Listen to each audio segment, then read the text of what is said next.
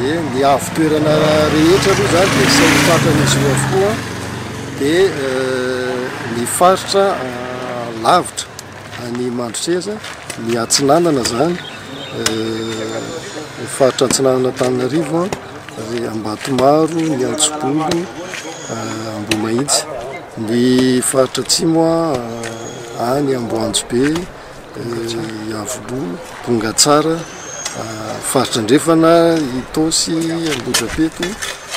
sy ny karazany iny ny faritra avaratra Andrefana Ivato Ambatolampikely amin'ny ancienne route iny zany Nosiala Ambohidratrimo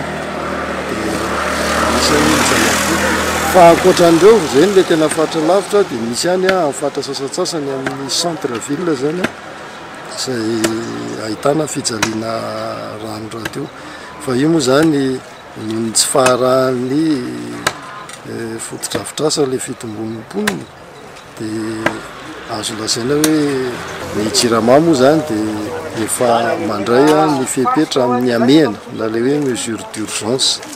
dia arak'izao hitatsika ety Andohalo zao tafiditra ao anatiny tsy afaka tonga dia ampiakatra Andohany sy Rapitso ny vokatra isika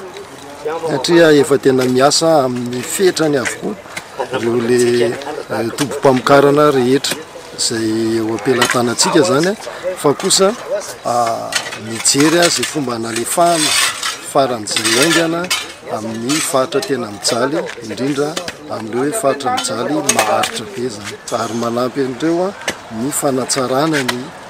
fitsinjarana na le équilibrage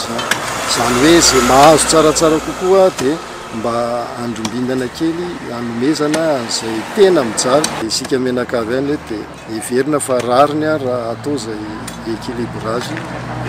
fitsinjarana ny eo an-tana eo am-pelantanantsika